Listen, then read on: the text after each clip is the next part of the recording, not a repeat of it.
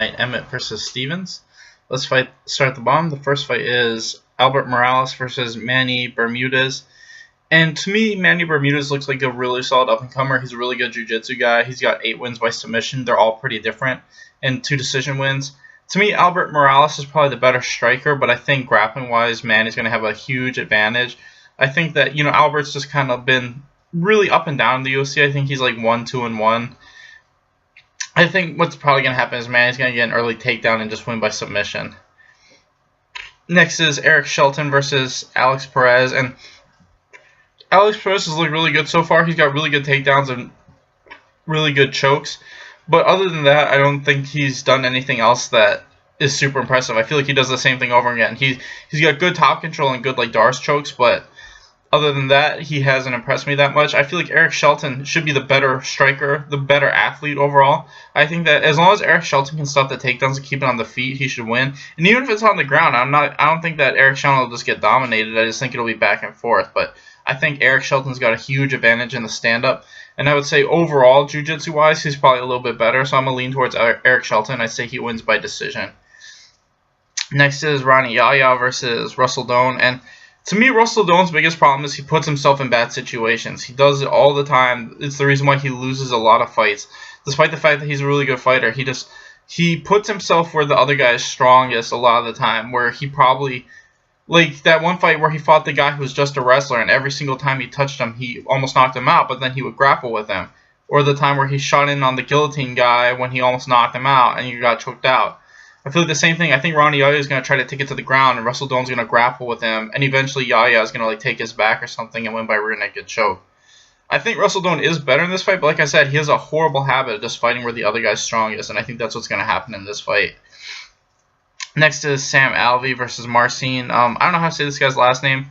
Sam Alvey moved up to 205, and I think that's smart because he was already a pretty big middleweight, and he's getting older, so it's probably getting harder to make that cut. Marcin looks like a decent up-and-comer, but I'm going to lean towards Alvey. They're both strikers, but I'm just going to go with the guy with the more experience, and now that he's not cutting as much weight, I think he should have the ability to be more active, so I'm going to pick Alvey. I say he wins by KO in the second round.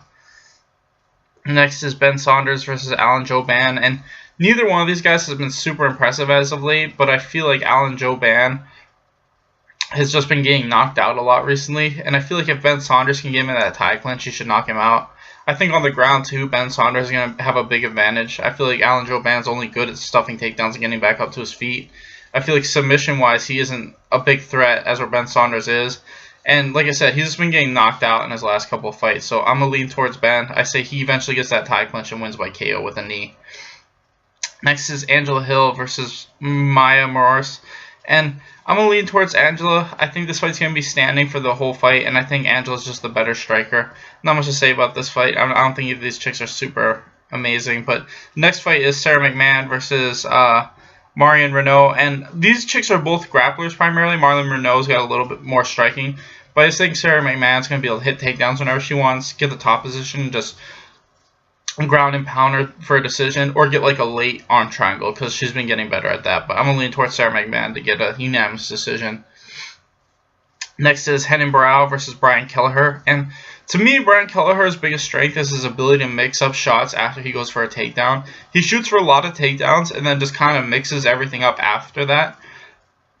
But a lot of the time he gets in deep and is able to kind of pressure guys. I don't think he's going to be able to do that against Renan Barão. I think Barão is the better striker and better grappler overall, so this does hit the mat. I think Barão might be able to submit him. Brian Kelleher has been submitted a lot throughout his career. Striking-wise, I think Barão's faster. Kelleher has probably got the better, close and range striking, but I think overall Barão should be better. And I just think that sooner or later this fight's going to hit the ground and Barão's going to catch him in something because he's just such a high-level black belt, and Kelleher's been submitted so many times. I feel like Barão's just going to catch him in like a Kimura or something like that. So I'm going to say maybe first round submission win for Renan Barão. Next is Mike Perry versus Max Griffin. And if it wasn't for Max Griffin's last fight, I probably would have picked him. But I feel like he's shown in his last fight that really good strikers can hit him. And I do think Mike Perry's a really good striker. I think that Mike Perry's takedown defense is probably as good as Max Griffin's takedown offense. And their striking's about even. But I think Mike Perry's just better at taking the hits and giving the hits. I think Max Griffin's going to eventually get caught and dropped. And I just think Mike Perry's going to win by second round KO. I think it's going to be a back and forth war up until Mike Perry knocks him out. But I just think his chin and his power are going to be the difference in this fight. Next is OSP versus Ilir Latifi. And this is pretty much striker versus grappler. I think Ilir Latifi will be able to hit the takedowns almost whenever he wants. It's just, will he get caught and knocked out? I feel like the other two guys, Patrick Cummings and Corey Anderson, were both winning their fights against OSP, and then they just got caught with a big shot and knocked out. I think Patrick Cummings either got knocked out right at the very end of the first round or right at the end of the very second round, but he was winning that whole fight up until he got caught with that punch. Same thing with Corey Anderson. Corey Anderson was winning that whole fight until he got caught with the head kick.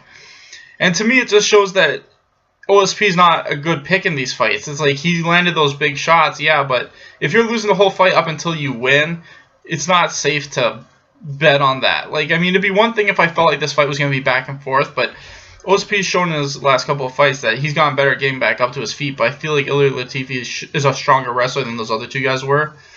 And I think that he's going to be able to hit the takedowns and just grind out a decision. He could get caught at any point in time and get knocked out, but I'm just leaning towards Ilir Latifi just being able to hold him on the ground, hold him against the fence, and win a decision. Next is Jessica Andrade versus Tecia Torres. And to me, I feel like Tecia should be able to fight a lot like how Joanna did. I feel like if Tecia can fight her on the outside and not let Jessica get a hold of her and kind of grind her out against the fence, she should win this fight. And I think she has the ability to. I think her karate style, she can fight on the outside. I feel like Jessica Andrade, the way she wins a lot of her fights is she, makes people get tired and she just holds them against the fence or on the ground. And I don't think she's going to be able to do that to Tecia. I think Ticia's going to be able to circle and just throw jabs and front kicks and just win a decision from landing more shots on the outside. So I got Tecia Torres winning by decision. Finally, we got Josh Emmett versus Jeremy Stephens. And to me, Josh Emmett won that fight against Ricardo Lamas, but that's because Ricardo Lamas was just trading too much with him in the pocket, and Emmett landed a big hook. I think overall, Emmett hasn't had that many KOs in his career. Most of them are TKOs. I feel like the way Emmett wins most of his fights is he just gasses guys out with the wrestling. He uses a lot of forward pressure, and he just kind of puts the pace on him with his wrestling.